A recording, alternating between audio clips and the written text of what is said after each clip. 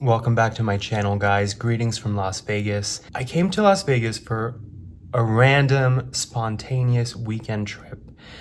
I've only been to Las Vegas twice in my life, and Las Vegas to me is one of the strangest places in the world because it's one of these places where it's like the idea of the place is sold more successfully than the reality of the place, in my opinion. And it's also just an interesting place for me because having only been twice to Las Vegas, it's like each time that I'm here, I'm in a totally different phase of my life. Do you guys have cities like that where you've only been a handful of times max, and so you remember each time where you were in life, and it's always like a different sort of reflection? So for me, came to Vegas twice.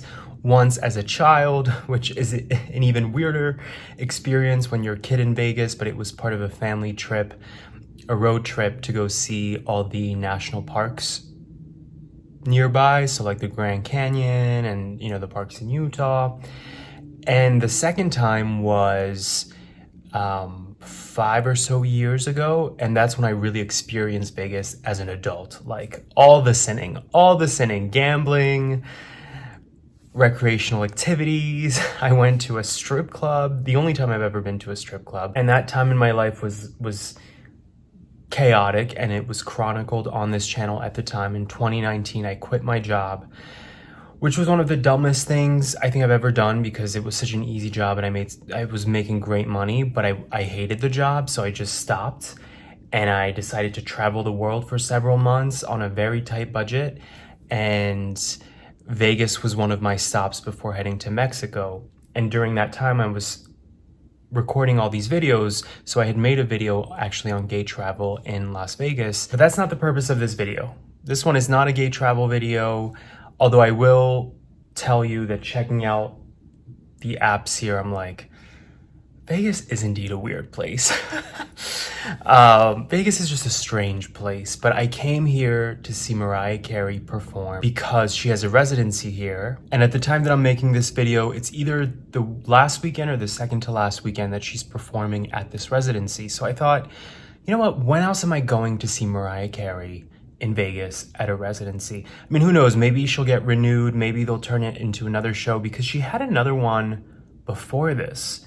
I want to say at Caesar's Palace, maybe. I didn't see it, but I remember that she had another show in Vegas. Anyway, you never know.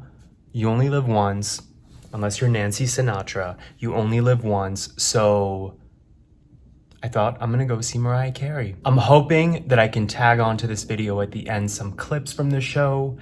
It just depends on whether I'm allowed to film. Based on what I've read online, it seems like it's okay as long as you don't bring like professional equipment. I think nowadays they've just given up on not letting people film from their phones because it's just like everybody has a phone. Everybody's going to bring their phone to a show, right? So you can't prevent thousands of people from, they're not gonna pay somebody to walk around and tell thousands of people not to whip out their phone, right? So I'm assuming I'll get away with it, and if so, I will definitely be adding clips to the end of this video. The show is later tonight at the time that I'm making this video, but I just wanted to quickly talk about Mariah Carey. My hand was hurting, so I'm having to switch positions. I wanted to make this video just to sort of briefly talk about Vegas and being here in my 30s, reflecting on what this city represents. I do remember the last time I was here and I made that gay travel video in 2019. It wasn't like a positive video. It wasn't like gay travel here, gay dating here seems amazing. And of course, I'm aware that probably the majority of guys that you see on apps are just visiting. I mean, Vegas is, Miami, where I live, is a travel destination and a revolving door.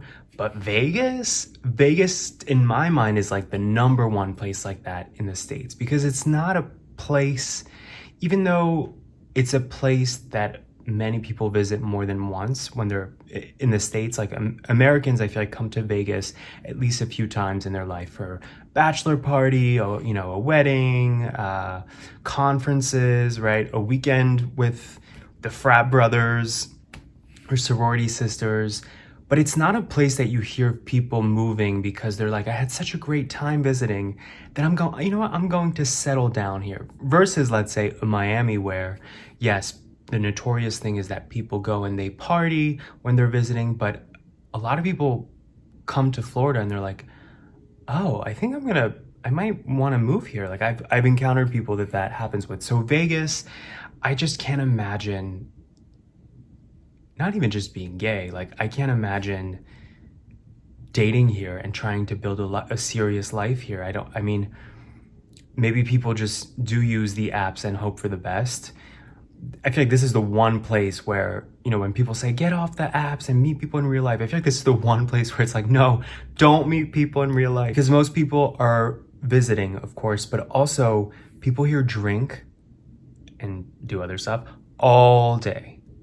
All day. And I learned this the last time, that it's part of the casino strategy, that they will give out liquor the whole time because, you know, then you're excited and you're having a good time and you feel welcomed. And I've noticed in general hospitality here, like people are just very friendly. People in customer service roles, the person at the cash register where I bought water, literally just water, was like, how's your day going today? Nobody ever asked that anywhere else. It's because they know that if you give people that experience, they'll love it, they'll keep spending money, they'll keep coming back. Anyway, so it's just funny to me that being on the West Coast now, I'm a little bit of not a jet lag, not that extreme, but my biological clock is 3 hours ahead. So I woke up at like 7 a.m., which I never do. And I went downstairs and people were gambling at 7 well, I guess by the time I got down there, it was like closer to 9. But people were gambling at 9 in the morning. Vegas reminds me of where I went in December, and I made a video about this and it got a lot of responses. I was actually shocked that many people even watched the video because A, it has nothing to do with my content. Switching hands again. It has nothing to do with, sorry about that bag in the back. That's my laundry. There isn't a body in there, contrary to popular belief. That's, do you guys do that too? I always bring a laundry bag when I travel where the dirty clothes go. Anyway, back in December, I made a video about Disney, about going to Disney World in Orlando. And first of all, most people agreed with me and were like, thank you for saying what apparently nobody wants to talk about, that Disney's like a corporate nightmare and a corporate, what's the word I'm looking for? Deception. It's a total deception. And I feel a bit that way about Vegas too, that it's like, it's so interesting to me how the image of Vegas is very different from the reality of Vegas. Yes, you can gamble. Yes, there are nice shows and I'm sure there are nice restaurants and all of that, but it's like, under the surface, to me, this is a depressing place. Like it's not, it's like an adult playground that is intended to distract people from facing whatever's causing them to seek distractions that exist here. Sin. Not that I'm one to comment on sin, but like, you know, gambling, heavy drinking, partying. I've seen so many guys on the apps here who it says they're married, and married to women, and they're just here for the weekend looking for no strings attached fun. Like, I feel like this city attracts people running away from problems. Obviously, I'm psychoanalyzing total strangers here, but just walking around, it's such a motley crew of people who come to Vegas. It's like you've got the frat boy crowd, you've got people who look like they're in the middle of a road trip, you've got the bachelorette party crowd, but then you also have people who just, to me, they look sad. Like they're middle-aged, hanging out by themselves, and they don't necessarily look like they're having fun. It just looks like they're pulling the lever to the slot machine and go and pull and drink. And it's like rinse and repeat, you know? Anyway, here I am though, right? I'm in Vegas to see a show. So what does it say about me that I ended up in the same place? And even that is interesting to me. Like Mariah Carey, this celebrated American songstress, she ended up in Vegas, and they all do. I saw Shania Twain apparently has a show here. Celine Dion famously had a show here forever. I just feel like Vegas is like, it's almost like a greatest hits album. It's like it's all roads lead to Vegas, right? It's like when everything else has been, when all other options have been taken advantage of, a Vegas residency is like the last hurrah. I don't know. Maybe it's something part of American folklore, American culture that still to me is so peculiar after all these years.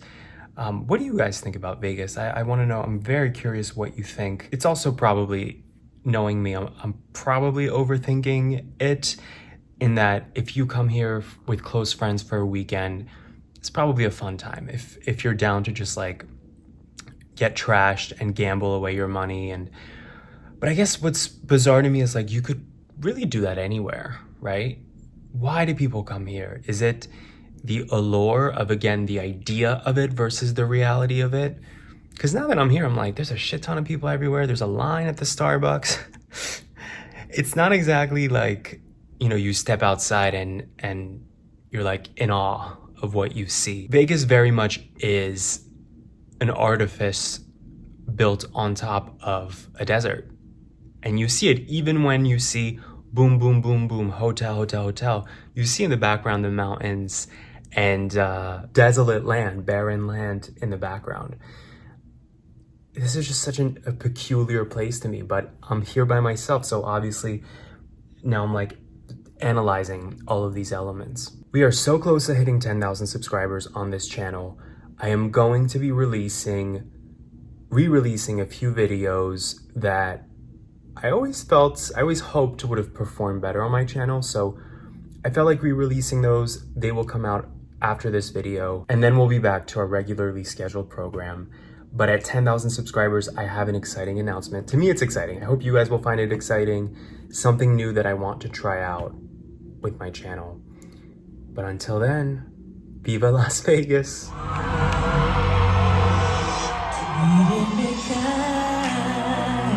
Sweet destiny carried me through desperation to the one that was waiting for me. It took so long, still I believe.